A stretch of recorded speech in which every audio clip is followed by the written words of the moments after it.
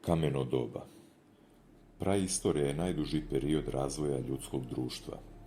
Počinje od nastanka prvih ljudi, a završava se pronalaskom pisma sredinom 4. milenijuma prije nove ere. Prvi razuman čovjek pojavio se u istočnoj Africi prije 200.000 godina. Praistorija se, prema vrsti materijala kojima se čovjek najviše služio, dijeli na kameno i metalno doba. Kameno doba se dijeli na starije kameno doba ili paleolit, srednje kameno doba ili mezolit i mlađe kameno doba ili neolit.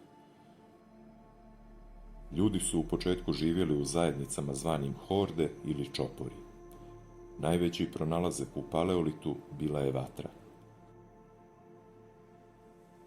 Osnovna zanimanja su bili lov, ribolov i sakupljanje plodova. U mezolitu su izmišljeni luk i strijela, kao i atlatl, što je omogućilo lov na brzu divljač. Tokom neolita se ljudi počinju baviti zemljoradnjom i stočarstvom, što se naziva neolitska revolucija.